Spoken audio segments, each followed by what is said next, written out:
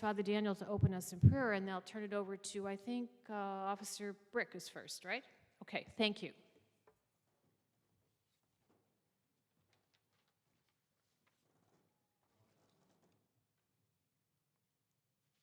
Good evening.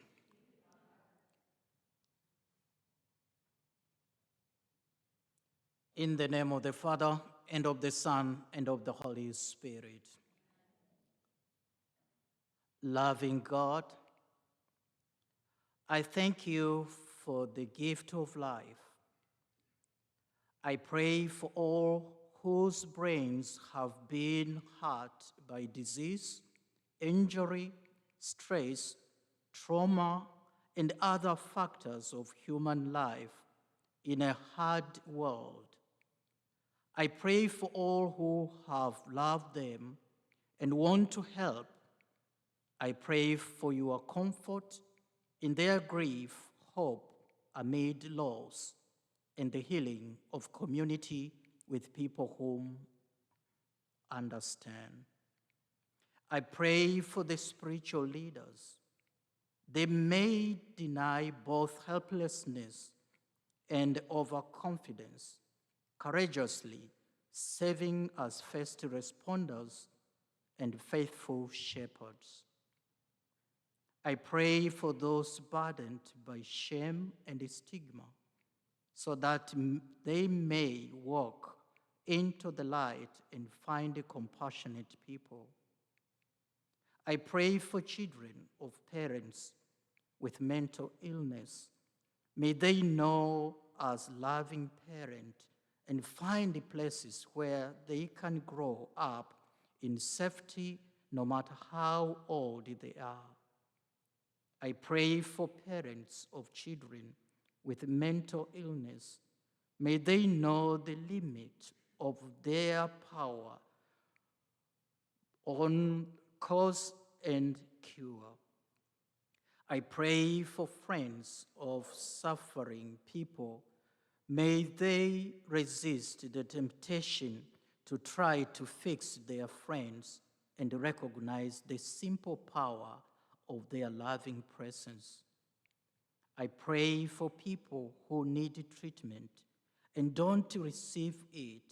May they recognize their need, believe life can be better, and find people who can help. I pray for people with mental illness. May they find hope in you and feel your longing for them.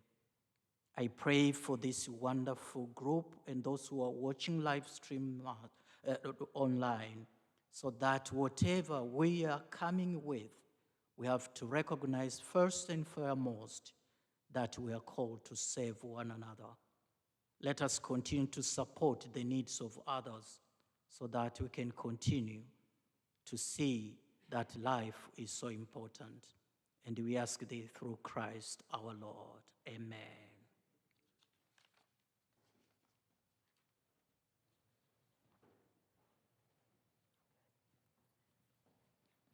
Good evening. Excuse me. I'm Officer Andrea Brick with the Virginia Beach Police Department, and I'm here to talk to you today, as we talked about, with what's the police response to persons having a mental health crisis.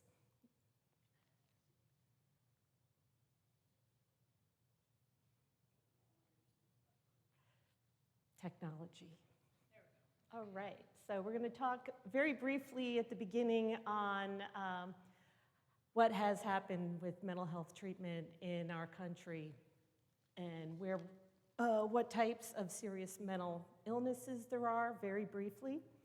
And then we're going to get into more meat and taters of what's CIT and what is the laws in Virginia and how faith-based communities can help us, because it's a community situation, and the community, we like the community to help themselves, and we're here to help you.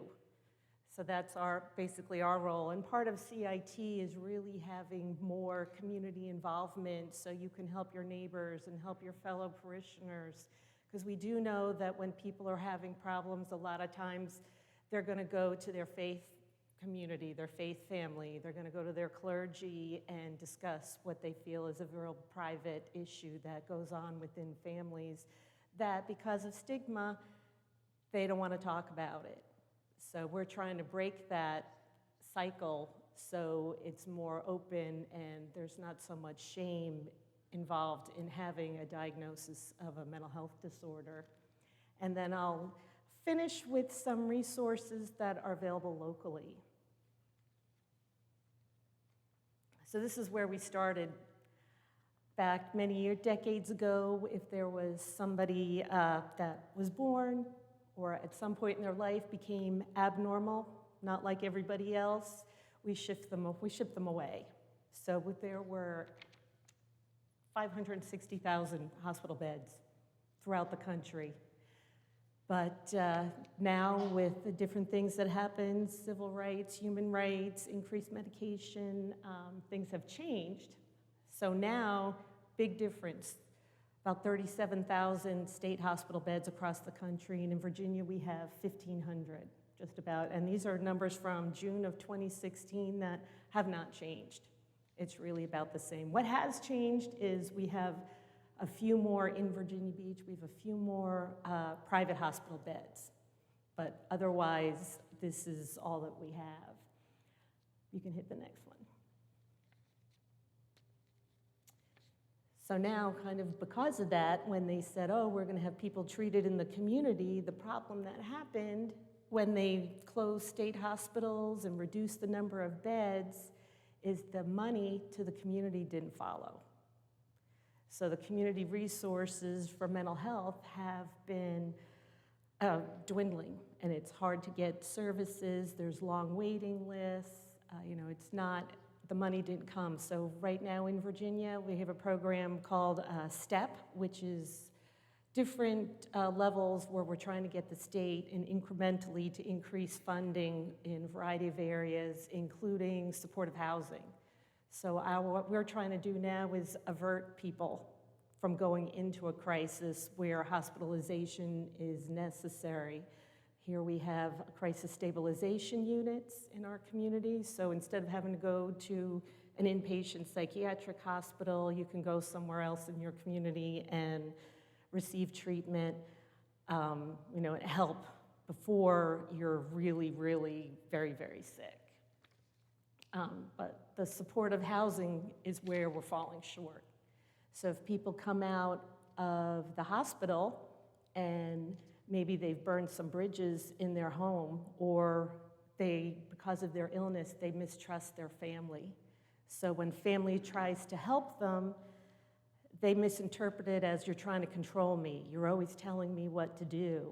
And when your child becomes an adult, a lot of things happen, like you don't have to be notified of everything, no one can tell you anything, and the other sad thing is you will not be told by the medical professionals what the treatment plan is. Because a lot of families, if I knew, I could take them to the hospital, I could take them to their doctor's office, I could make sure they're having their medication, I could make sure they're taking the medication. So it's very difficult for family members when their child is an adult. And for a lot of mental illness, that is kind of when it starts to strike people, is normally around college age, but it can be up to age 30, where someone first is diagnosed with a mental health condition. And it's very slow for how it comes on. So it's not all of a sudden you have a rash, oh, we're going to take care of it. When you see someone over time and I equate it to gaining weight. You're having a year, we've had the pandemic, people are slowly gaining weight, and you say to your spouse, well, I've gained 25 pounds this year, and they say, what? What are you doing? I don't see it. You look the same to me. But you know that, your pants are too tight, whatever it is. So it's a slow thing, and the people who are closest, it's harder for them to see. But when we come into a home where they've called because the crisis has occurred, we can see it much easier than someone who's, thinks they're just being difficult. You can change it. But what what I really want to get across today is that mental illness is a brain disease. It's a disease like any other disease. People don't choose to have this disease. Like they don't choose to have cancer, you don't choose to have a thyroid condition.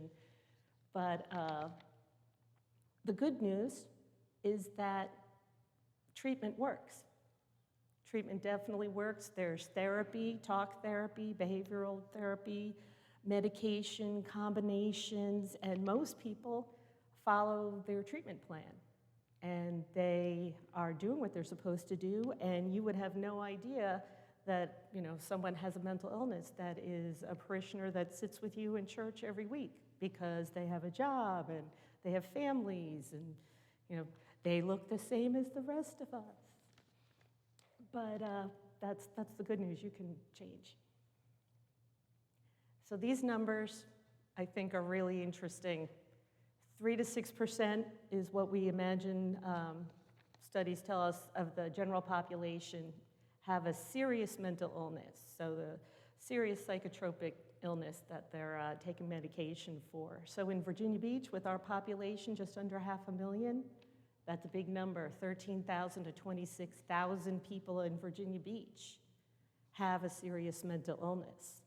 Now, I can tell you from the police perspective, we don't see anywhere near that number of people. So that's the good news, that it's a treatable condition.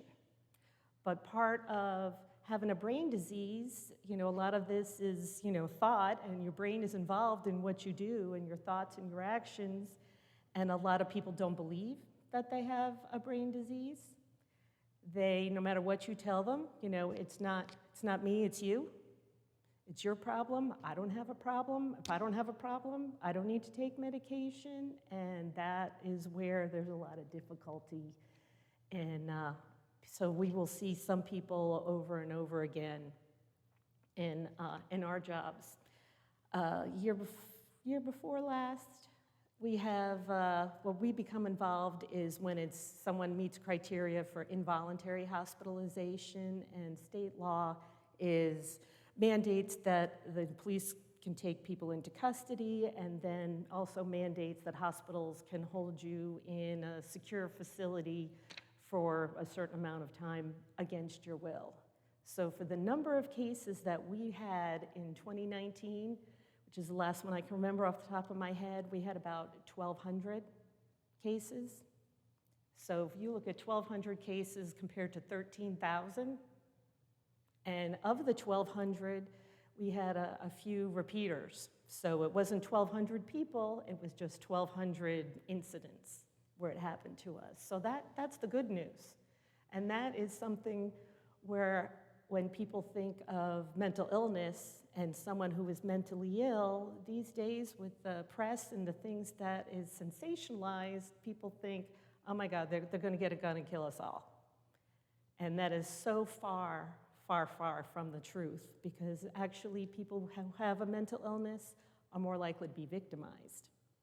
Because of the illness, like the last I said, they'll end up homeless, they'll end up on the street, or they'll end up incarcerated. And they become easy prey for other people. So this is a nutshell definition.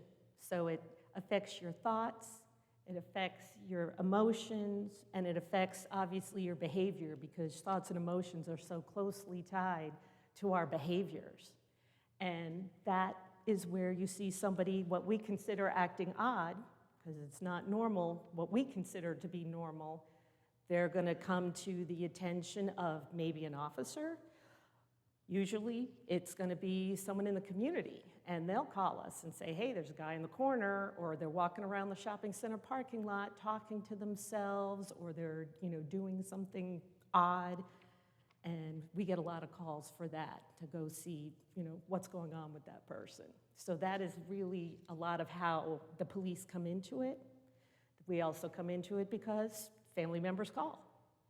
We also get calls from the person themselves. I've had numerous calls where someone would call 911 and say, I haven't been taking my medication, I'm having bad thoughts, and I'm afraid something bad's gonna happen, and can you please take me to the hospital, because I don't want anything bad to happen. So we do. We take them to the hospital, we make sure that they're safe, and they're all checked in, and people will go voluntarily all the time. And that's ideal for everybody, because if you want help, you're more likely to be helped, as opposed to someone who doesn't want help, don't want to go, and how that goes. Go ahead. So we have psychotic disorders, that's what interferes with your thoughts, your thinking. Can be very difficult, but also can still be treated with medication. Mood disorders. So you might, bipolar is one of those where your emotions, you can be very depressed or very excited. And then personality disorders are the third one, where that really affects your behavior. And then anxiety is really the most common of the disorders. A lot of people suffer from anxiety, but the thing is, we all are in basically, a big continuum, and most of us are in the middle here. And we have good days, bad days, sometimes we're blue, but we can regulate it, which is the key, and we stay here.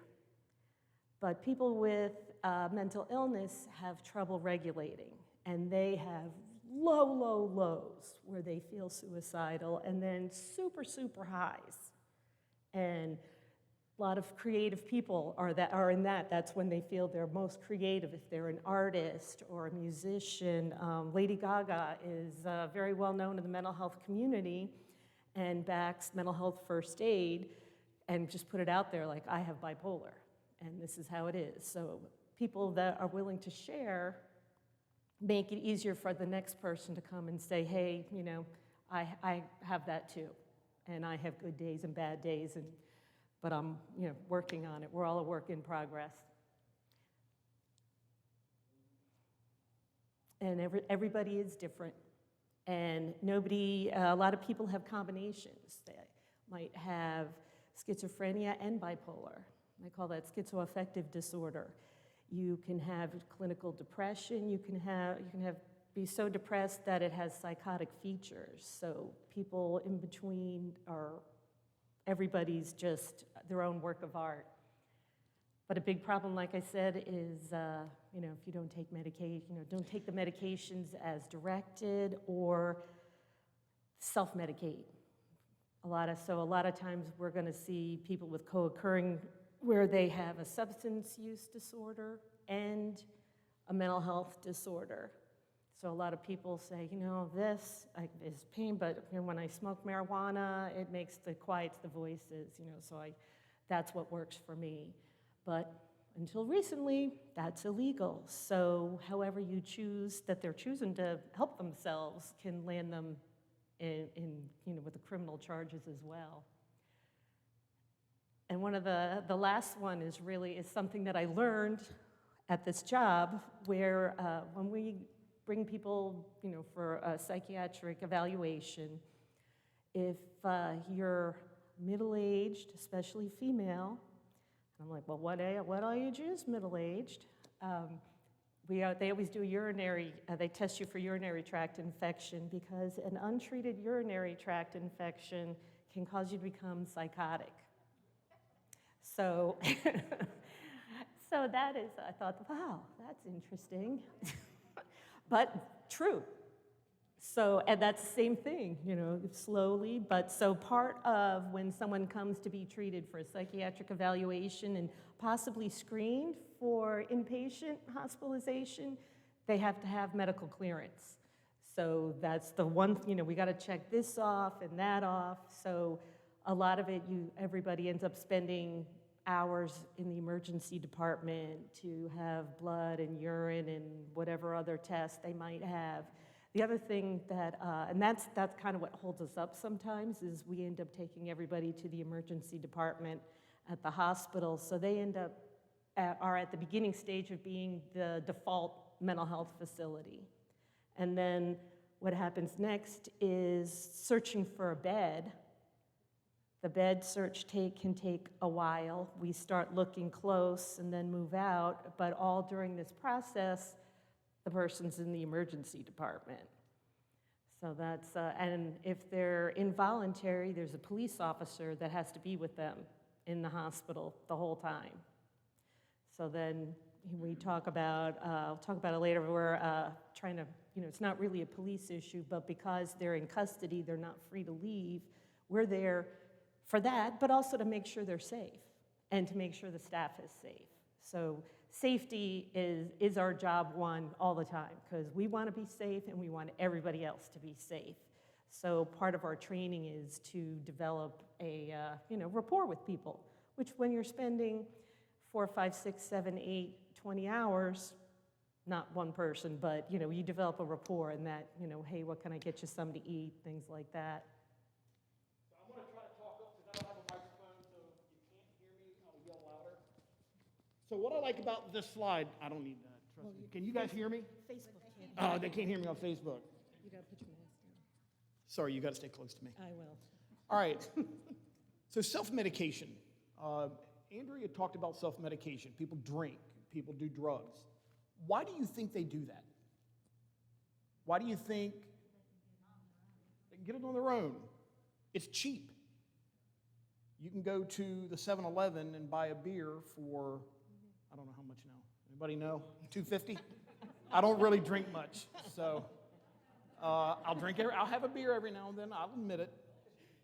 But it's cheap. Insurance isn't as cheap. Some people don't qualify for insurance. Some people, the process for insurance takes a lot of steps, takes forever. So you'll hear them a lot. It's easy for me to go down and get a beer, and that helps me forget about my problems. But anybody who listens to country, the answer is not at the bottom of the bottle. But this is what we deal with.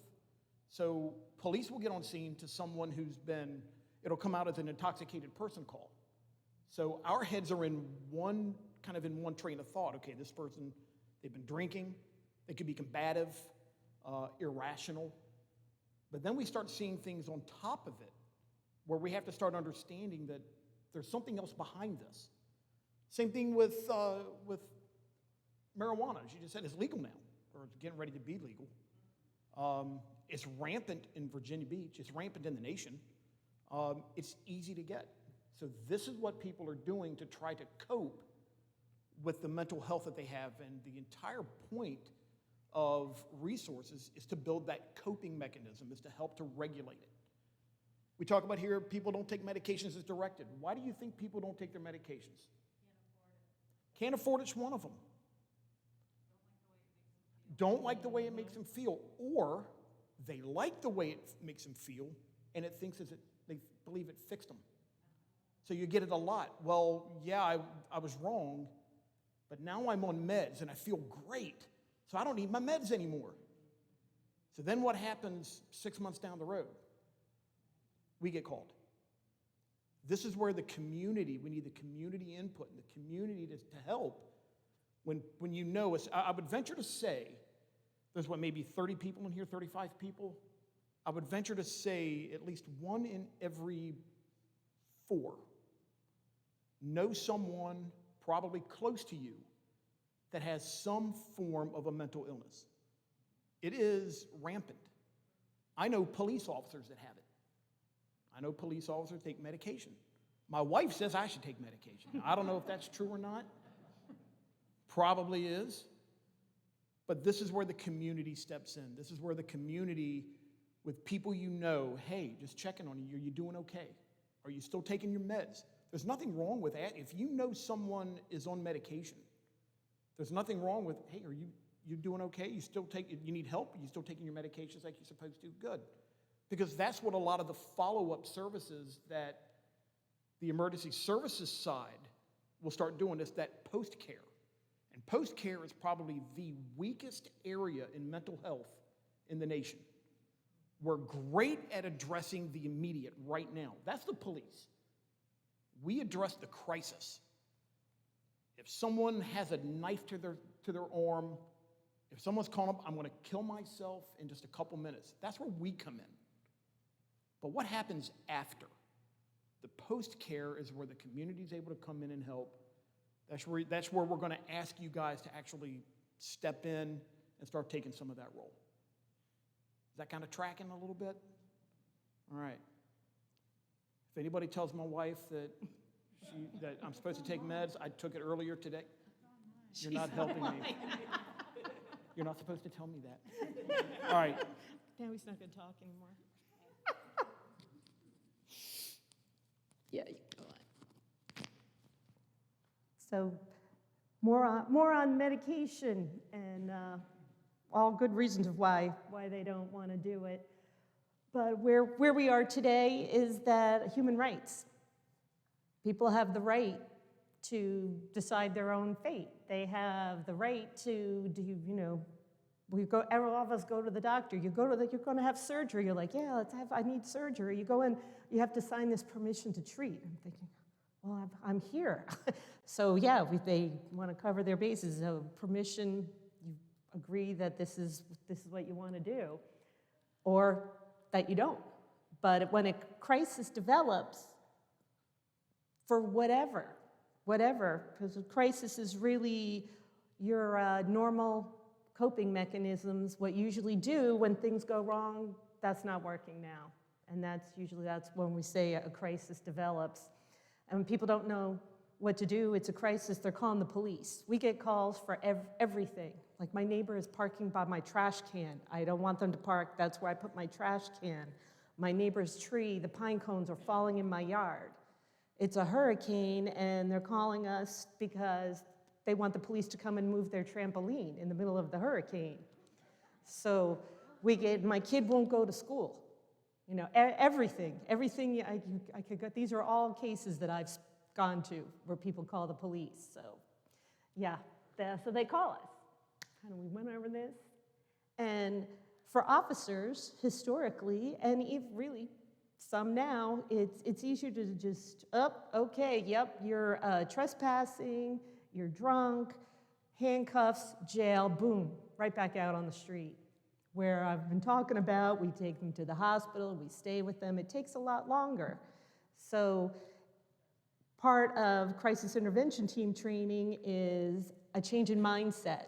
Because police, we're crime, law and order. Break the law, go to jail. It's easy. This is a crime, that's not a crime. That's what the police have done. We've always done since the police were invented. Since it all started, it was but it came from the community. The community agrees to give the police the power to do that because, you want to be in your house at night. You don't want to go down the street because your neighbor is causing a ruckus and deal with it yourself. That's what you call us for. So people will do that, and historically we weren't trained to recognize that or deal with it because we're cops. We're not clinicians. We're not doctors. Hey, what are you doing? Stop it. You're not stopping, I'll stop it. You're coming with me. So that's how policing has been over the years, because normally people have been locked up in state hospitals. So, that has worked. But now we are part of the community. And people call us, and people are transient. Our area, we have a lot of people coming and going. People don't know their neighbors. So normally I would call my neighbor to help me, but if I don't know my neighbor, because I have a job and I just go in and out of my house, I don't really talk to my neighbors, then who do I have? Because my family doesn't live anywhere near here. So the community, the city has services for everything, almost everything that you could need. The city of Virginia Beach can help you. So we're very fortunate to live in this city. I love living in this city. Like I said, most are misdemeanor, mild, offenses, and it's just easier for the police, like I said, take you to jail. And it's not, if someone has done something extremely violent, they are going to go to jail. They might go to jail and then to the state hospital, which happens, but normally that is the exception rather than the norm. So CIT, we've been talking about CIT and Crisis Intervention Team. And in a nutshell, this is basically what it is. It starts with training police officers, but it's really a movement for system-wide change and community involvement. So that's what we're looking at with CIT. It started back in Memphis, 1985. A family had their 20-something-year-old son was having a mental health crisis, and he had a knife, and he was in his room, and wouldn't come out, threatening, and the parents didn't know what to do. They called the police. Memphis police came in the bedroom, wouldn't drop the knife, and the police did end up shooting and killing him in his bedroom. So the family sued, but they did not sue for money. The family sued for police training. They said this was not the officer's fault. The officers were not trained to deal with someone in their son's condition. So one of the staff, lieutenant, colonel, I forget what they call major, he was tasked with fix this, train the officers. What should we do? The first thing he went to was the local chapter of the National Alliance on Mental Illness, NAMI. And with clinicians and community input, they came up with what we call the Memphis model for CIT training, which is de-escalation, specific training for officers. You could change it. So more in-depth mental health training is what they're getting. Signs, symptoms, medication. We have people come in with lived experience. We have family members come in and talk to us about, actually frequently it's how the police saved their son, or the police couldn't save it, but they did everything they could. So it's an impactful week of training like no other training that police officers get. Because we get a lot of tactical training, we're shooting, we're driving. We've always had de-escalation, breaking up fights, domestics, things like that, but this just pushes it to the other level and really helps people develop the mindset that they're not just doing it because they're a jerk, they're doing it because they're sick. And we work to develop empathy and really see for them and their family, because we spend a lot of time, with family members, and if it's the first time that your family member has gotten any illness, even if it's muscular dystrophy, what do you know about that? Well, you don't really know much till it happens to you. And then you're going to start looking, but where do you look? So I do a lot of educating and helping families and referring them for support, because it's, it could be a long road to go, and it's isolating because we're not seeing very many people coming over with casseroles when your child was just taken to the psychiatric hospital for a week. And a lot of people won't even say what happened. But now we've got the police are outside. We saw the police take your child away. What's going on?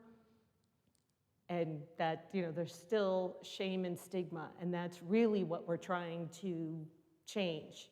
And that's why I'm so happy to speak to you all today.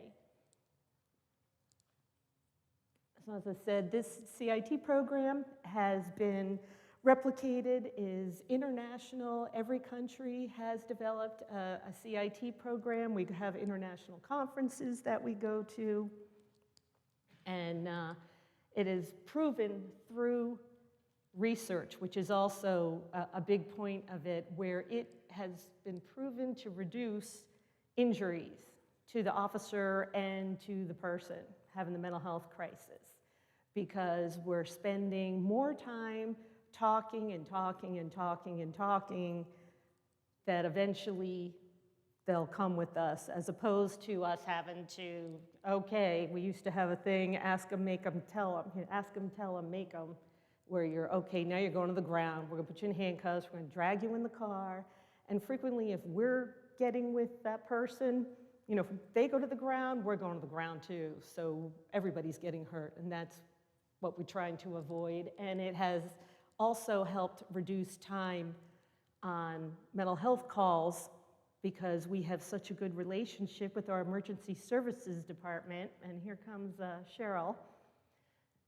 And she's our supervisor for emergency services. So that is a big thing that happened with us. That was an unintended consequence because originally, before we got CIT, we would think like, oh, what's the matter with that clinician? What are they doing that for? You know, why don't they just do it? It's simple. Just take them and do it, and then the clinicians are saying, what's the matter with that dumb cop? You know, why are they doing that? Why are they saying that? So when we've come together and we developed our CIT program together, now we know each other and we're friends and we talk and we have each other's cell phones. So when something's not right, I was able to call Cheryl, call one of the clinicians and say, hey, this is happening and I don't think this is right. What? That shouldn't be happening. And it gets taken care of immediately as opposed to telling the supervisor, then there's an email to an email and what happened, and it's, you know, 3 days later. So that's not too helpful. But now we're right on it and we're all on the same page and they understand us and we understand them. So it's been phenomenal for the city. So we did start our program in 2007, as I said, with a joint mission with our local NAMI chapter, NAMI of Coastal Virginia. And a big rallying point for us was our faith-based coalition. And we had meetings, a lot of them were held at Galilee Church back then, and we really needed to garner community support so that the city council would say this is worthwhile to devote funding to, because everything costs money. And we had to send officers other places to get trained, because this is going on in Memphis in 1985. We're in Virginia Beach in 2007. So we had to go to other jurisdictions. I went to Charlottesville and stayed there for a week and took my training, and other officers went to Hampton Newport News, also had a program in Virginia, as did the New River Valley. So we kind of went to all three, and then we had some consultants help us, because a lot of our training is scenario-based. So they were helping us do that kind of training, because we have a lot of scenario-based training in police work, and usually it's something we cringe over, but this is, once they do a couple scenarios, they're like, that's great, you know, this training, we need more scenarios, and you'll never hear officers ever ask for more scenarios in their training. We also partnered with Virginia Beach Psych, and we were the first department to partner with a private for-profit hospital. And what they did is give us space in the back of their building where we now house an assessment center, and there is an off-duty officer there that will take custody from our officers so the officers can get back to the street. And there's also offices for emergency services clinicians, because that department is 24/7, just like the police department. And they operate for us, but they're community. They're for the community. So any member of the community can call them 24/7, question information, concerns, anything like that. And you can change it. So one of the questions that your committee wanted to know about was police training. And what is our training regarding mental health? So in the police academy, we train the recruits. They get 12 hours of specific mental health training. What we have done recently, the last about 4 or 5 years, is mental health first aid. So they get an 8-hour mental health first aid class, which anyone in the community can have mental health first aid training as well. And then we also give them 4 hours of training regarding legal issues, like what's the law regarding mental health, what's our policy training, legal forms, because we are executing legal documents, so we train them all in that. While they're in the academy, They're also getting other de-escalation training. Mental health first aid is a lot of de-escalation, but they're also getting scenario-based training and on like going to a domestic situation, and a lot of what we do is, people are arguing, we're here to, okay, we do a lot of mediating and de-escalation. So they're getting more, not just mental health. So we get a lot of that. Once you're an officer, we have annual in-service training where mental health is a part of that as well. And then once you're certified as an officer, after you pass your field training, officers can volunteer to attend our 40-hour CIT training. And it's voluntary, and our belief is, we want officers there because they want to be there. We don't want them to be there because they're told they have to go, because once again, you get a lot out of it. Even if we do get officers that initially didn't want to go, but they're there for whatever reason, the light goes off. They can see it, and it's worthwhile. And every person that I've trained, and I've been training for over 10 years, says this is like the best police training I've ever had. And it's nationwide, that's what people are saying. Several communities smaller, that they don't have their own training programs, they'll just train them in the academy. So they have it as part of towards the end of the academy. And we also have a 27-page field guide to cover the police response to persons with mental illness. So that is a document that is accessible, to officers all the time, and we go over that as well in CIT training. And CIT had a big impact on our field guide that we have. What our department has also been doing to further our partnership with Human Services Behavioral Health Unit Emergency Services is we developed a mobile co-responder team. And that's been about 3 years ago we started, where I rode with a mental health clinician. We did it almost 10 hours a day, about 30 hours a week for me, because we didn't do all 10 hours. But we're together in the police car, call for service comes out, I look on my computer and pick and choose where is the best use for the clinician. So the clinician and I will go to the person's house that called us, is having a mental health crisis, and the clinician is right there. And we work together as a team in talking to the person, seeing, referring them for services, or maybe inpatient hospitalization is going to be needed, so we'll talk them into that. Not like talk them into it, but they're having a crisis, we have a discussion, what do you think you need? Like I said, being part of the plan. But we do very well in getting people to go voluntarily to the hospital and have private psych evaluation. And we're lucky that Centera Virginia Beach General has a little psych pod in the emergency department. They have hired clinicians that will come and do evaluations of the person to determine, what's the best need, what's going to help them. Do they need to go to an inpatient hospital bed, or can they go to outpatient? Centera also has outpatient. Virginia Beach has outpatient treatment. They can also direct refer someone to the crisis stabilization unit, which Cheryl is the supervisor of. So we have a lot of resources that we can bring to the table, right to the crisis. And we've been, like I said, we have now 2 groups. The second one we just started very recently is the Stabilization response team. We're trying to avert people from going to a crisis. So check on them. We have this to help you, especially if you've come out of the hospital recently. And I guess, Mike, you want to talk about that? Or I'll just keep talking. But we also have 2 full-time officers. Mike is one, I'm on light duty.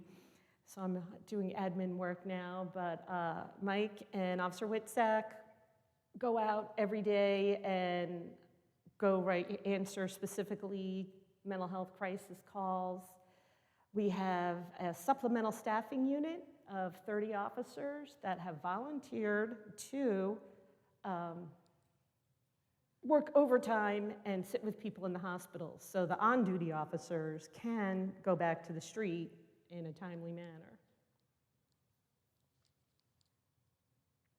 And this is what is hot off the press, brand new, called the Marcus Alert. The legislature just enacted this past session, where it's really a call for community stabilization teams. And luckily for us, our co-responder unit is really, we've been ahead of the game, and we've had one. And we're the only one in the state that has been ongoing full-time, where other jurisdictions, a clinician will try to go out here and there, but we've been having it full-time.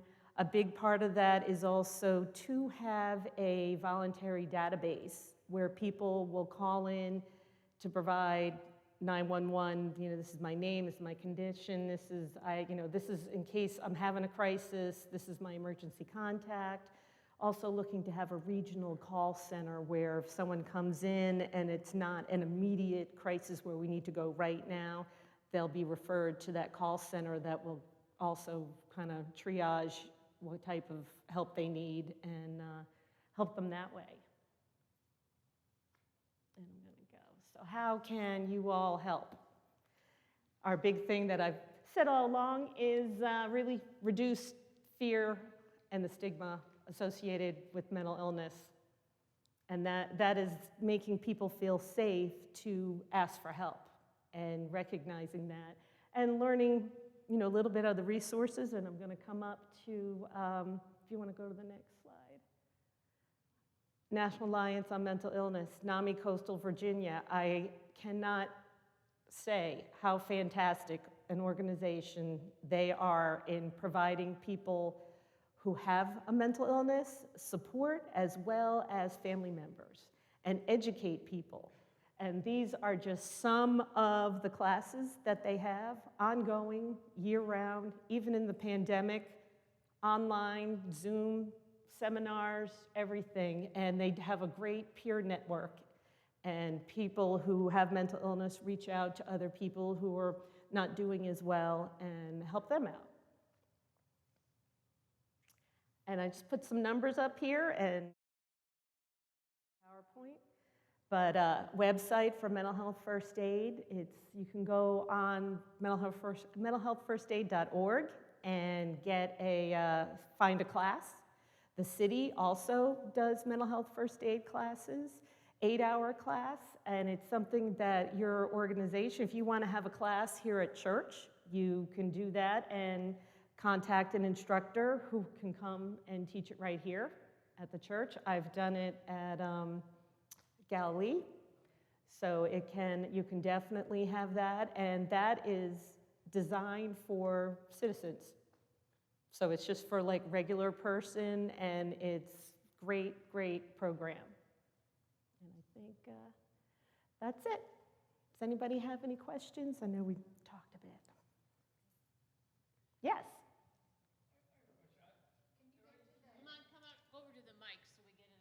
Or I'll repeat what your question is. Did I hear you correctly that Virginia Beach was one of the few cities in the Commonwealth to have a CIT? Yes, he just asked if Virginia Beach, oh, she's got the mic. Oh, yeah, sorry, you have to go up there. So he asked if Virginia Beach was really one of the first cities to have a CIT program in the Commonwealth, and we were number 4. So yes. But now it's been mandated that every city have a CIT program. So I am on the board of directors of the Virginia CIT Coalition, where we help get programs started, help support programs, and kind of mandate like uniform training. We have guidelines and pretty much how to start a CIT program for other departments.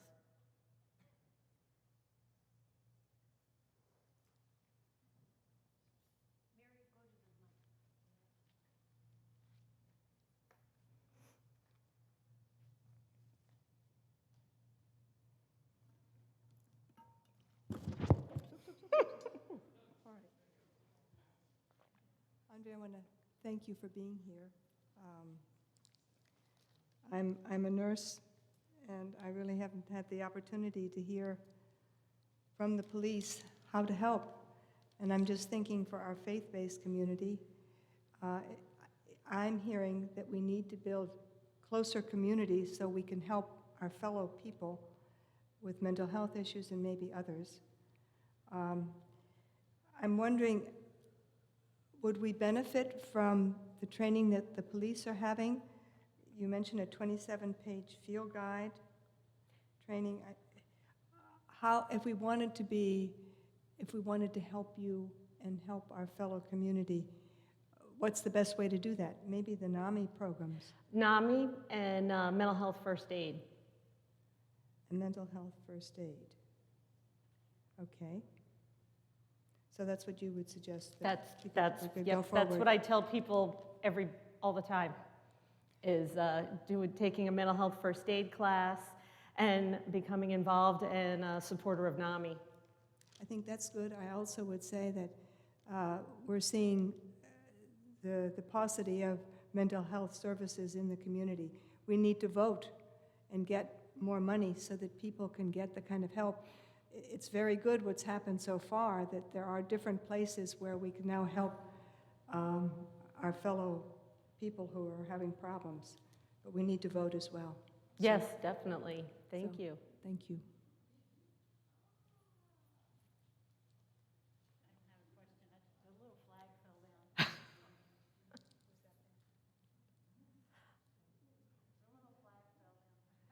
Oh. I have a comment and then a question that goes with it. I was heartened to hear you say a shift in policing, because I think that's what we're searching for as a community, to think about what is the role of the police. And it's heartening to hear a police officer say, we're thinking about that too, and that we're trying to shift our own perspective, and CIT is one way to do that. So thank you. My second question then in that is, I know you said that the city is voluntary, and you gave your reason, but as I listen to you, it would seem to me it should be required, because it's focused toward mental health, but I'm guessing that even though many of the things that you deal with might not be diagnosed a mental health issue, when someone's in crisis, their brain isn't working right, generally. It might be a short term, it might not be biological, but it's happening. So can you help me understand, is it a funding issue, is it a philosophical issue? So what would it take to make that required of all officers?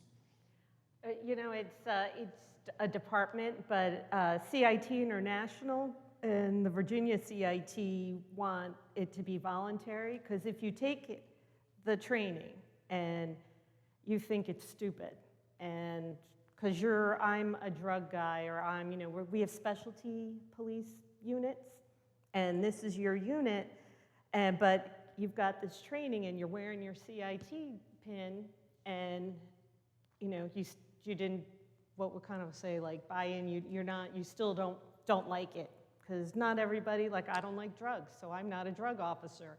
I don't want to take drug training because it's not going to apply. Doesn't apply that much to my job. So we do get some specialization, but all officers get mental health training. We did train every officer a few years ago in a day of mental health training. So we are very committed as a department to train every officer, but this is dedicating a whole week and much more specialized training, just like we have accident investigation. They have training that for a whole week. So this is a more specialized for officers that are staying on the street and are answering all these calls for service. Because officers can go to the detective bureau in a couple years. But we do have officers that have been on the department for, I've seen 22-year veterans say, I want to go to that CIT training. So it's always refreshing to see that. Most of our new officers all sign up for it. And our classes that we do 4 times a year are booked three times. We'll do like March March, June, September, December. And by March, June and September are full. So we're going, so it's in demand, and it's not that we can't get officers to do it, but it's, you know, just part of our specialized training. So we just offer it to people who want to take it. And if we had to train everybody, it would take us years to actually train people. But there's CIT officer available 24/7. Frequently, you're going to get two CIT officers that come, and we tell people, ask for a CIT officer. Definitely ask for a CIT officer. And unless they're busy. We're all labeled too. Yes. Yep. We're all labeled, and odds are you're going to get at least two.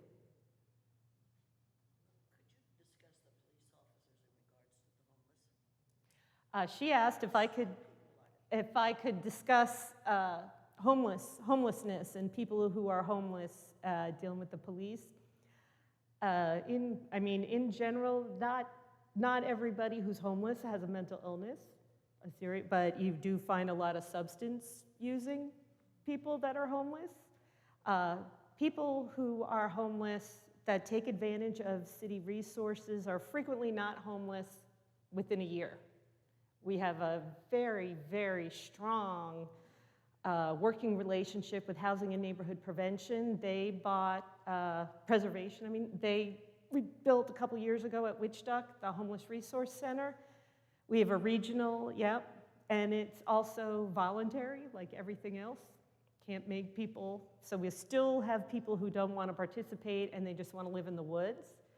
So part of the problem that we become involved in is trespassing, or we take on our city caretaker, like community caretaker role is a big mindset in the police department, that we're the community caretaker. So if we see public city property that people have been squatting on and there's a lot of trash, and we direct them to resources, and then I have to call landscape services because they're in charge of maintaining all city property. So we work together very closely to, give people a lot of time to get off. I've come with the clinician, and we go to homeless sites, and if we're not on a call, he and I have gone out many times walking in the woods just to see who's there and, how can we help you? But if they don't want help and they don't meet our criteria to, so they have to have help, there's not that much we can do other than, sorry, can't stay here, to go somewhere else. Does that answer your question enough? More with people who have mental illness. There are people out there that wander, that there's a condition known as drift, where people get sicker and sicker and drift away from their family. So you will find people that live in the woods that have a family, that want to help them, that we want them, but they're so sick, they just, and they're not a danger to themselves or others, so we can't make them do anything. But I try very, very often. There's a woman that lives by my house, and I see her in the shopping center, I see her in the woods, and she's just so mentally ill that she's kind of oblivious, but, she's eating and she's not a danger, so it's sad, but that's all we can do. But everybody tries. I had an officer call me over the weekend, like, hey, what can I do? What can what resources can I give people? So officers are out there wanting to help and go the extra mile. Relationship with APS as well. So when you come across those folks and you're concerned that maybe they don't have capacity, right? Yes, and Cheryl and I have had several cases where I engage every city department that I can, and a big one is Adult Protective Services. And I've called them, taken them out, and they've called me for people, but it's the same thing. We'll call them, it's a resource. Hey, we can do X, we can offer you this, call your family, we're in touch with your family, called us from Ohio, we can get you a bus ticket, and, they don't want to go. And when APS, we refer someone to APS and they come out and the person doesn't want help. But if they don't have capacity, and capacity is that they are aware, they know what they're doing. They know that they're living in the woods. They know they could live somewhere else. But it's when they're not in tune to their surroundings, they're really left reality, then APS can come in and establish petition for guardianship to the court.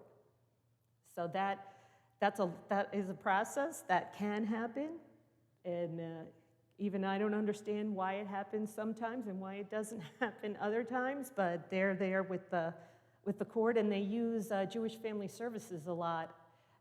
Takes guardianship of people that are of diminished mental capacity, people who have dementia, and they're at that point, and there's no adult children, and they're living in somewhat of squalor, that we try and get them out and then get them placed somewhere else so someone else takes care of their money.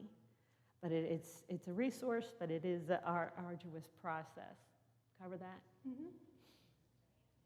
Thank you.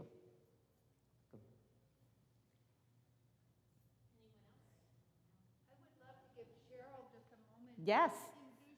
Oh, yes. Oh, thank you.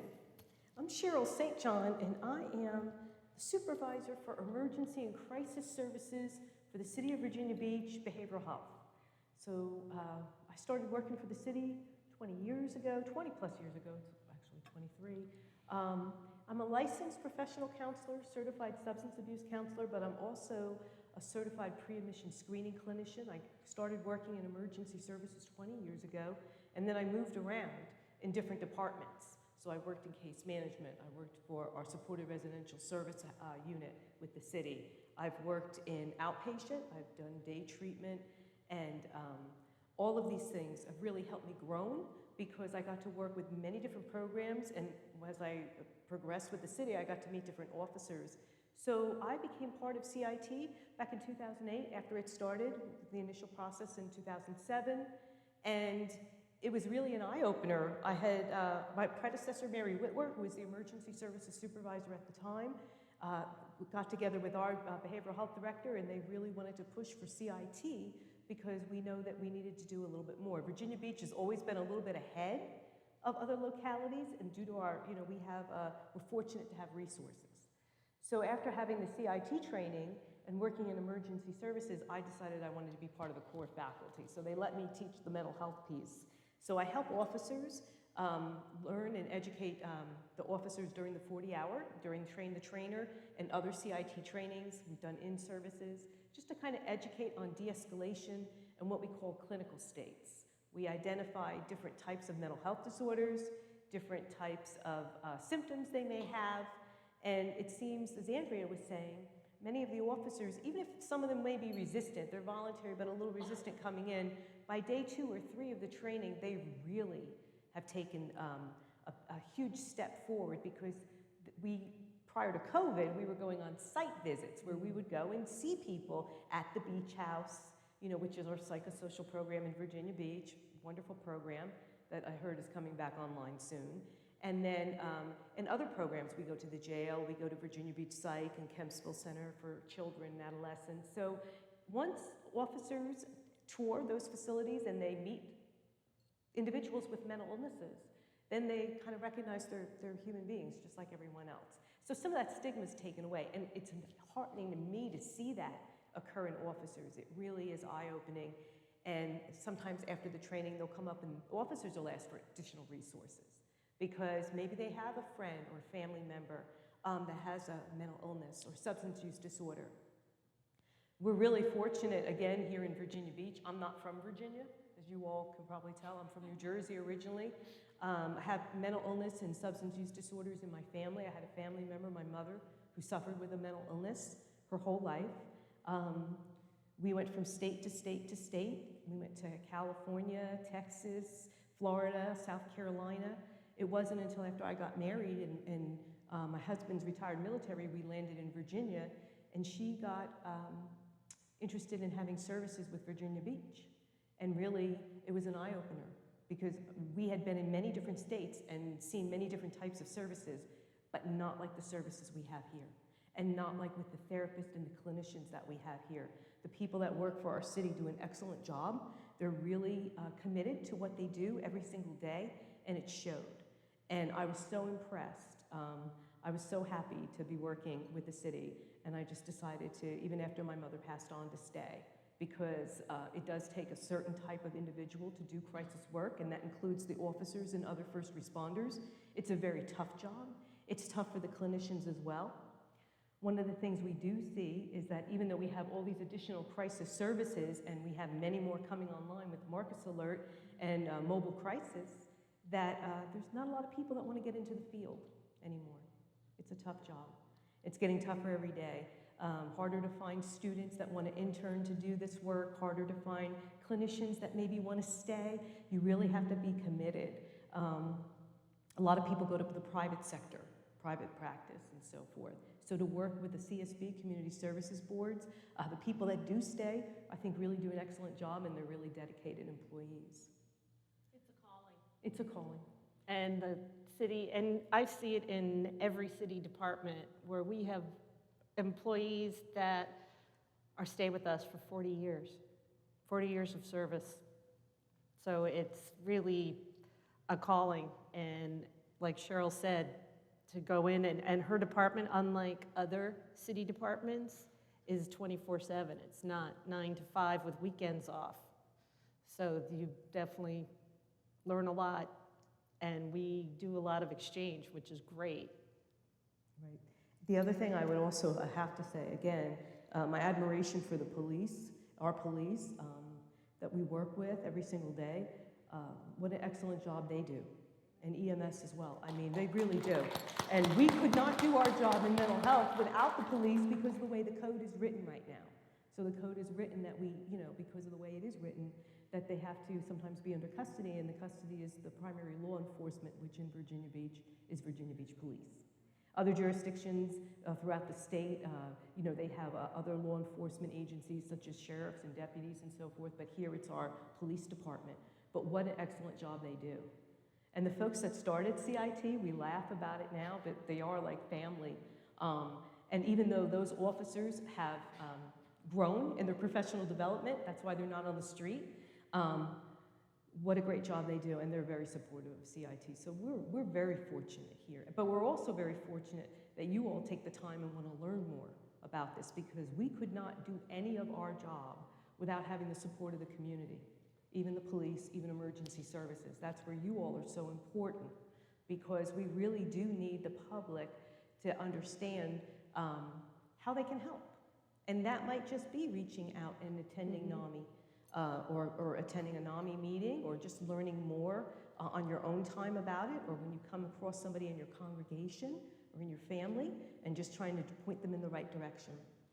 For emergency services, we have a 24/7 crisis line that's been in operation for more than 30 years.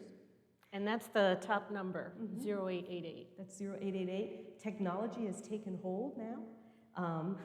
So we now have something that's called a call center, where we're computerized, and numbers are coming in and we can see caller ID and all of that, but we still physically have to pick the phone up. It's a long way from Atlantic Mental Health Hygiene, Tommy, right? And the CSB, see Tommy Cubine in the back, so thank you, Tommy, who's also worked CSB, and it's because of professionals like her. That's why we all stay. So, yes. We've got a couple questions from online. Oh, great, thanks. Okay, so we have two questions that came in online. The first is, are people who stand at the traffic lights really homeless, and should we give them anything? Good question. Well, you have no guarantee. You don't know. A lot of people just, that's their job, is to stand there with the sign. I'm a community member. I personally do not give anyone standing on the corner any money. I give to organizations like the JCOC, Judeo-Christian Outreach Center, is all private, and they have volunteers and provide food and clothing and housing. So I give to them. I don't give to persons that are on the street, because you don't know. I personally will give them an item. Like I go to the grocery store, if it's down the corner, come back with some food, here you go. If they give you a dirty look and they take it, they're probably looking for money for Alcohol and drugs. And then one more question from online. Can you speak to how we might go about advocating for supportive mental health affordable housing? Oh, yes, and that is in the legislature, is calling your state legislator, our state assemblymen, our state delegates and state senators, because this is coming up every time, and we're moving at baby steps. And that is part of Virginia STEP. So if you follow, just Google Virginia STEP, S-T-E-P, because it's an acronym, and NAMI.org has a lot of information on that and can help you, because that really grassroots and legislatively is the only way we're going to get money to get more supportive housing. And I also want to do a shout out for the Virginia Beach Human Rights Commission. There, we have a mental health task force that I am on, and Tommy Kubine is also on. She is one of the chairwomen of the mental health task force. You can also start a mental health ministry in your church. They have one at Galilee and have various newsletters that come out and things like that, and can put the word out to everybody else. If one person finds out who to call and who to email, and even set up an email where you could just cut and paste, because that makes it much easier for the rest of us to go ahead and send out. But the more people that stand up, the more money we'll get for supportive housing. Yes? I don't want to bark at this thing and scare everybody. Back on the folks on the corner with the signs, does not fall under the area of panhandling? Isn't there laws and or things out there to subdue that? So Virginia law has changed. Virginia Beach law has taken effect in some areas. In Virginia Beach, it's illegal to stand in a median for any reason. And that actually came into play by because of the firefighters that came out for the fill the boot.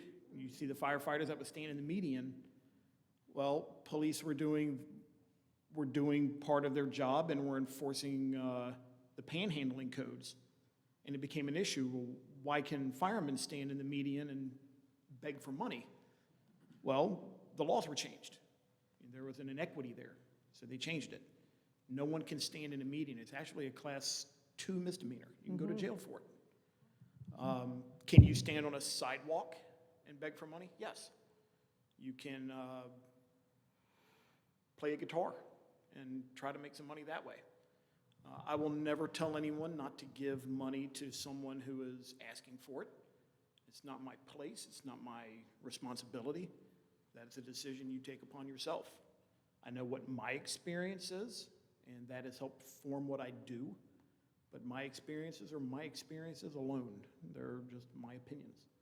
So if you feel that that is a thing you want to do, then by all means do it. I will tell you, I've run across a lot of homeless people that are truly homeless, that need help. I've run across a lot of homeless who are not homeless, who have a pretty nice house. So let your conscience be your guide. I still go back to if you're doing something out of the goodness of your heart, then that's what you're going to be judged by, not by what the other person does with it. But again, my opinion. That's all I have.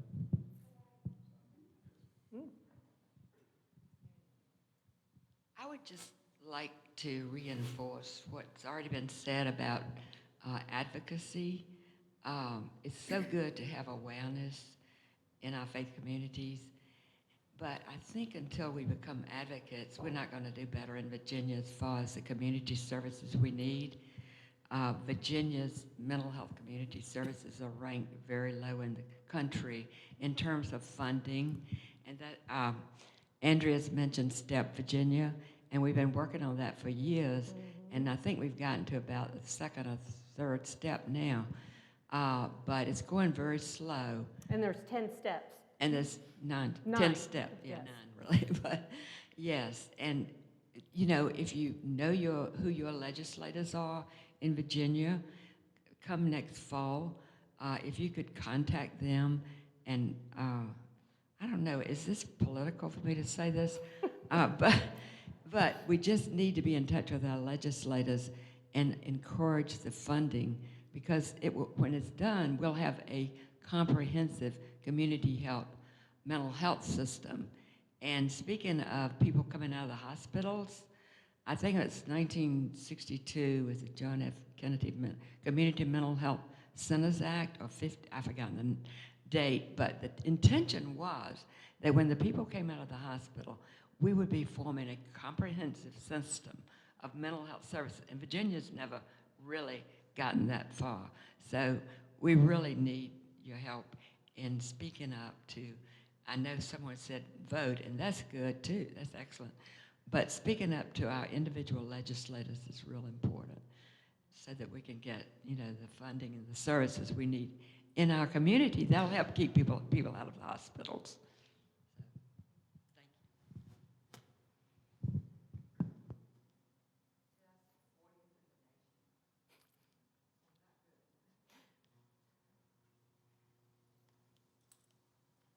Might be a good segue into, all right, the last part of this, what can we do? And Susan and I, we have a script over here. We usually take notes, and then we bring this back to the committee, the Justice and Peace Committee. I think I'd like to say the first thing on the list would be legislative advocacy. That's important. That happens all year, but generally in the winter when the legislature meets. So legislative advocacy. So other ideas we can do individually. I think this is being aware and sharing the word is part of it. But other ideas that people might have. Yes. And just real quick, when I pass the microphone, has everyone at least had one shot? Okay, so I am wiping the mic down. Thank you, and this may be slightly off topic, but there's been a lot of discussion about citizen review boards or community review boards, and it would seem to me that anyone that would serve on one of those boards should have some kind of basic training to go along with it, with what our police have to go through, because how can they fairly judge what our police are doing if they don't have an idea of what it goes into it? So I'm advocating for that.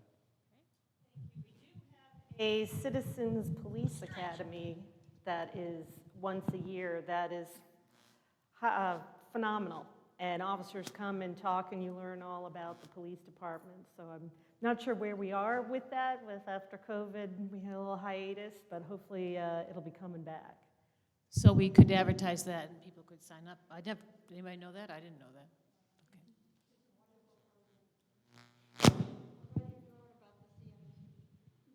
I have a question. I just wanted to ask, at this present time, is there any training, do the officers get trained with mental health people in a crisis situation like what we're going through now with Black Lives Matter, and at that type of crisis, not homeless, not in the woods, but something that's very relevant right now? And what can you tell us? As far as dealing with kind of like riot situation, large crowds, that kind of crisis, or just in general? I'm not sure where you're going Well, with I that. think some of the incidents that have happened, some of them, not all of them, have been because of that they state afterwards that the person was mentally unstable and that the action wasn't warranted. What I'm questioning is, do the police get trained along that line? Are you talking about something like a de-escalation training instead of a use of force training? I'm talking about a crisis that might be out on the street. Yeah, are they trained for that? The Virginia Beach Police Department is nationally recognized as one of the best trained police departments. Our training requirements are, and I'm a little biased when I say this, are far superior to anything you're going to find in the state of Virginia alone. And I would put what we have up against the entire nation. We do scenario-based training yearly for both de-escalation as well as use of force. In about 2007 or 2008, right about when CIT came out. So I'll give a little bit of backstory. When I came on the police department in 2003, when I came on, I kept hearing everything that was echoed through the police department with a warrior mindset. When you go out into the street, it's a battle because there are people that want to kill you. There are people that want to fight you. And I don't want to lower that because it's true to an extent. There are people that will wake up in the morning and say, I will do whatever I can to try to antagonize the police and try to fight them. About 2007, 2008, there was a shift in policing. We became the guardian mindset. Okay, well, what's the big difference? Well, a warrior is a fighter, right? Everybody can imagine that. What is a guardian? We're protectors of the community. We're members of the community. So the goal is to protect our own. And it's not just people in uniform. It's you. It's everybody. So in accordance with that, our police department was one of the first in the state that started mandating de-escalation training, communication. We were the first ones to bring in CIT into Virginia.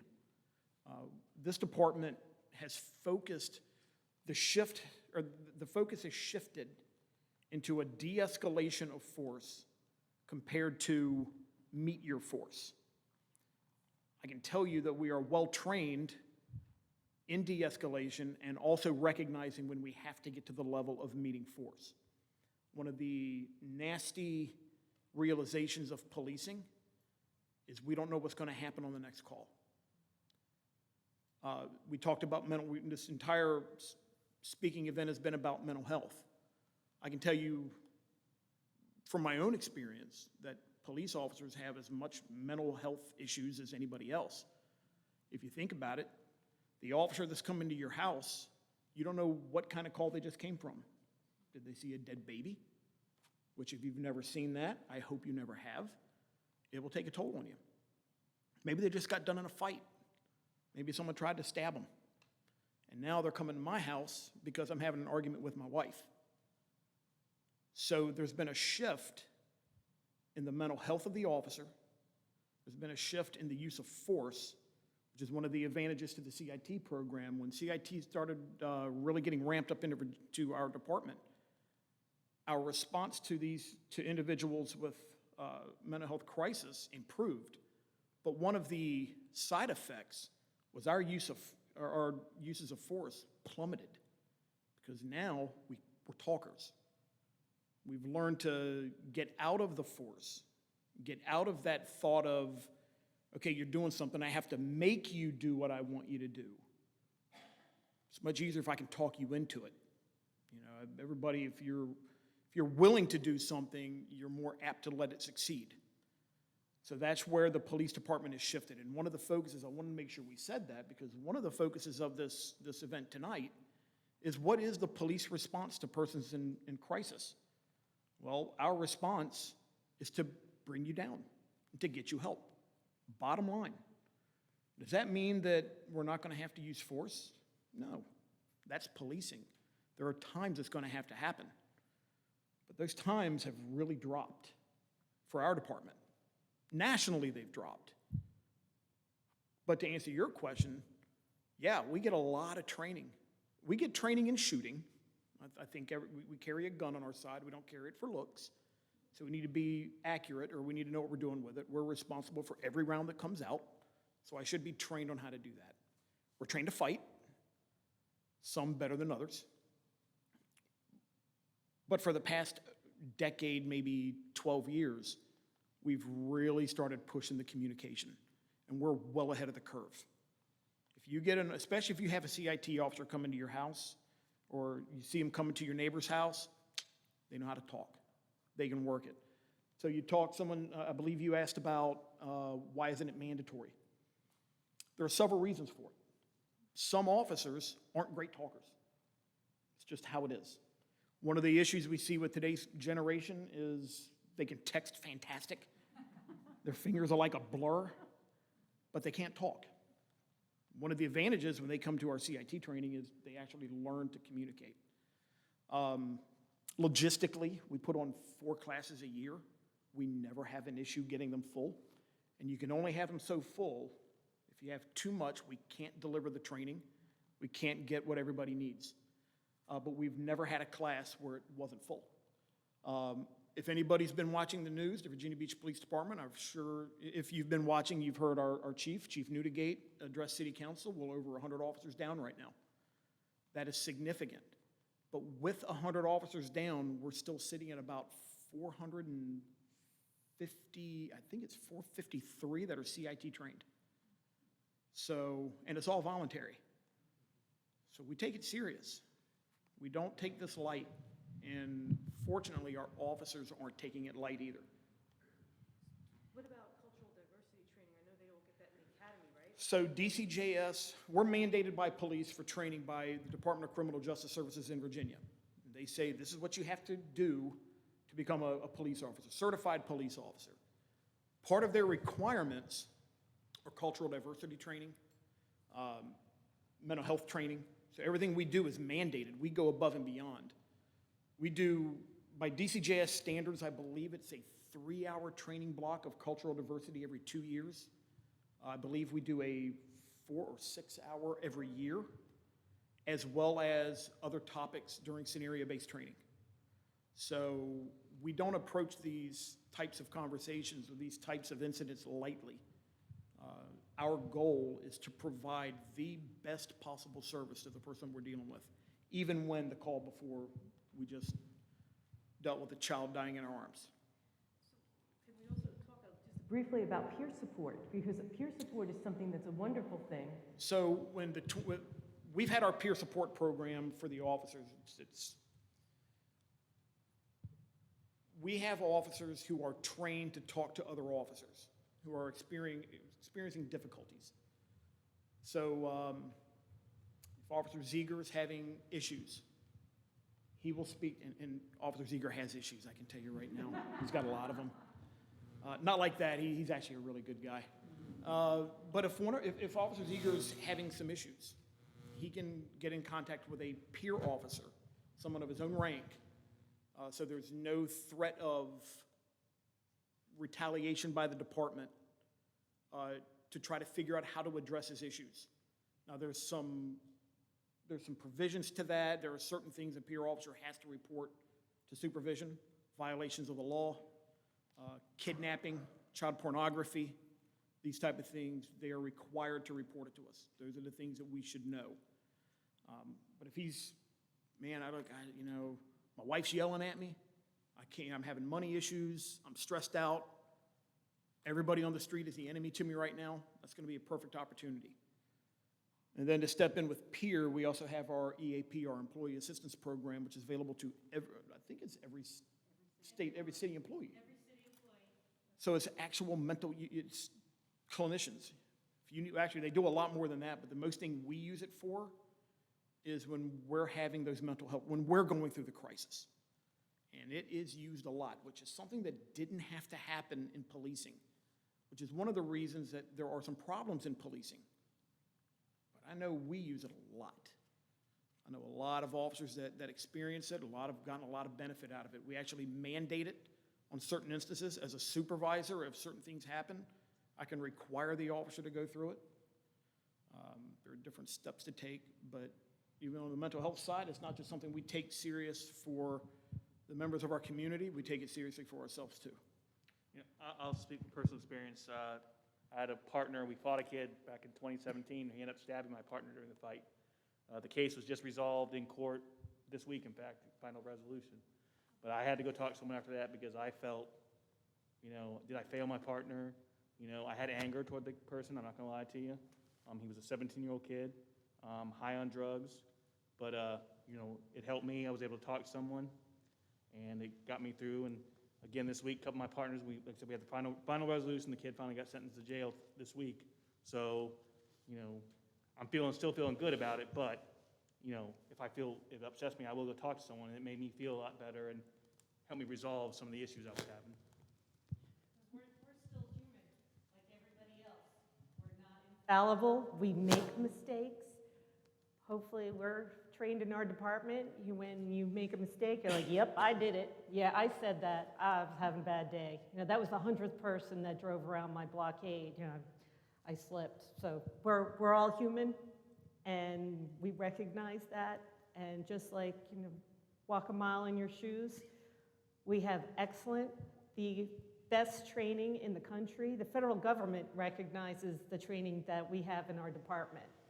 And because of that, we do lose officers that go to better paying jobs than what we have.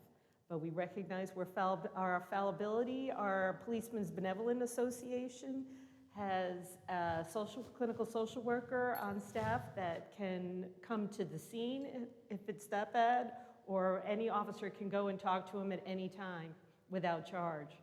So we, like Jaws said, we definitely take it seriously for us, because we are here to deliver the best police services that we can, and every officer I know strives to do that. So your the community and all the community outreach places, there's one outlet that we haven't touched on, and that's the sensationalism of the media, which I think I'm just going to make a comment. I don't think it's helping the cause. I think that the media is looking always to make it sensational. And not only do I think we need to speak to our lawmakers, we need to, what did we used to do, write the letter to the editor? I mean, does anybody do that anymore? Some people do. Yeah. But I don't know if that would make it look like we're taking sides, but for everything I'm hearing tonight about getting community involvement, I think that's fantastic. And I wouldn't even know how to put a curb on the media. I mean, how do you, I don't even watch the news anymore, because I come from Roanoke, and their always last segment is the good news. And it's 2 minutes. Out of the 30 minutes that we were listening to all this other stuff, 2 minutes of good news. You know what I'm saying? But I was just wondering if you had an opinion on that, or if you would just like to shake your head and go, Yeah, you know, So- what are you going to do? I'm in uniform, so there is a degree of censoring I have to do on myself. But I'll say this about that. When you're watching the news, you're typically getting the headline. And I've had this question a lot. A lot of my friends, you know, we're having the cookout, which I love cookouts, just so you know. Hey man, what do you think about the news? Well, I think they did their job. You know, they may make my life difficult. They may make it easy. Sometimes they have, but they're doing their job. They're reporting the headline. So I always tell them, you're getting the headline, read the story, because the story is where you get the truth. I can write a headline about this event tonight to make every one of you look bad. I can. It's just creative writing. I'm not going to do that, just so you know. I'm not going to post on Facebook, and they asked the dumbest question. No, that's not it. I can easily write that headline, but there's a story underneath it. So I always tell everybody, just read the story. Don't read just one. Read a bunch of them. And I'll tell you, the police screw up. We do. I'll be the first to admit that, because we're human. All right, I'm not a robot. I'm not perfect. None of us are. But we do everything we can to get it right. And beyond that, whatever the media does, I have no control over, and I have learned not to sweat the stuff I can't control. Summing up, as I understand it, the overall picture is de-escalation, no matter whether it's a small incident, a medium incident, or a big incident. So are you referring to the incident like happened at the oceanfront in May about like a riot or something big like that? Yes, that's what I mean, big. As a police officer, Our job is not to create the issue. We are truly responsive. When we engage in something, be it a use of force, anything significant, we have to do paperwork. My saying has always been you get 5 minutes of fun for 5 hours of paperwork. And that's probably an exaggeration. It's probably more like 2 minutes of fun for 7 hours of paperwork. But the officers have to explain what happened. As a supervisor, I get to review their body cams. I get to find out the story. Now, the body cam doesn't tell the whole story either. That's the problem. It's a very narrow view, and it's mobile. Sometimes it's blocked. So you try to put all these pieces together of the puzzle. De-escalation is our #1 goal. You know, you can talk someone into a fight, you can talk them out of a fight, for the most part. Some people want to fight. That's how it is. They want to see the world burn. But our job is to try to do everything we can to keep it peaceful until the situation rises to the level of not peaceful. And that's when we have to rely on our training to understand what we can do in response to what we're seeing and to what's being put on us. We don't go to a call and just, I don't like you, punch in the face. We can't do that. I'm going to jail. I don't care what I'm wearing, I'm going to jail. I just assaulted somebody. If I go hands-on, it's because they've created the situation where I have to go hands-on. Now, when I'm going hands-on, my goal is to use the least amount of force possible. When we get a big incident, to use the least amount of, take the least intrusive steps possible to alleviate the situation. Sure. I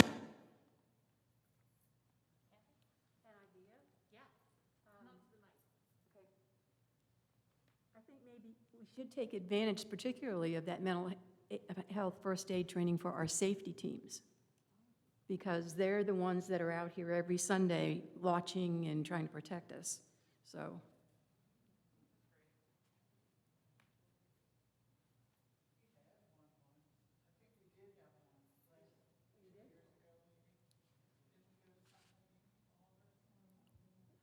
Well, we'll pass that on. I see a few people who are on that.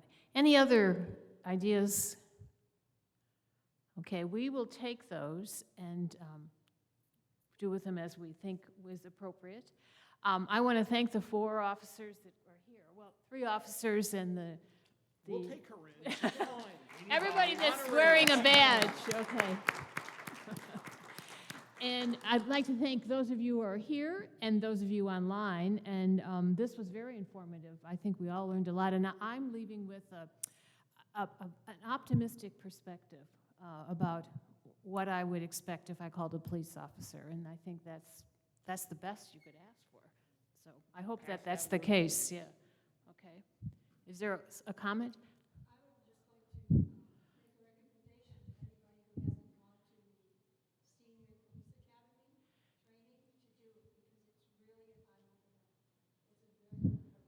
Okay, to the Senior Police Academy training, okay. We do have a small token of appreciation. We hear you like to go to Wawa. Thank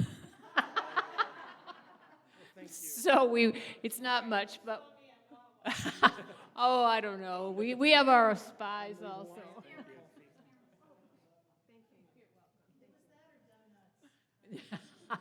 I didn't say that. You show me a cop that says they don't like donuts, and I'm going to find you a liar. Well, I thought about. I don't need them in uniform, but out of this thing, look out. There's not a box of Krispy Kreme safe. Okay, I guess we know the culture. Next time we'll do Dunkin' Donuts. Okay. Father, could you just close us with a prayer? And again, thank you all for coming, and it was very informative. Mm-hmm.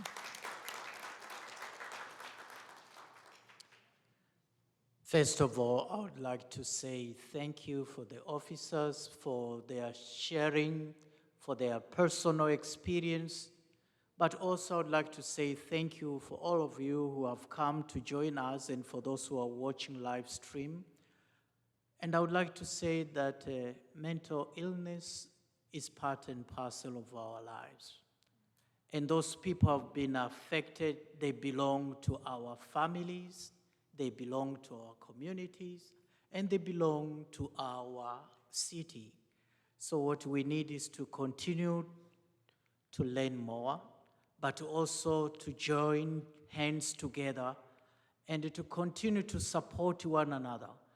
As we have said, that we are praying for all you are doing it, but at the same time, for us, let us continue to get to know more information so that we can continue to work together to support our family members.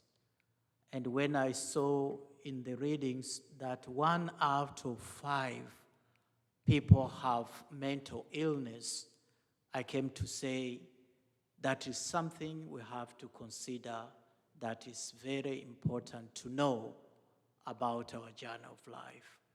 Those people, they belong to us, and we have to help them. In the name of the Father, and of the Son, and of the Holy Spirit.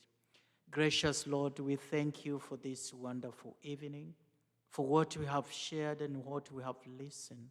Send the Holy Spirit to guide us, so that when we continue to support those people in need, we may continue to understand their needs and their challenges in lives, and give us courage to move forward, and even in a positive attitude, so that we can handle and help them as you want us to do. And we ask thee through Christ our Lord. Amen.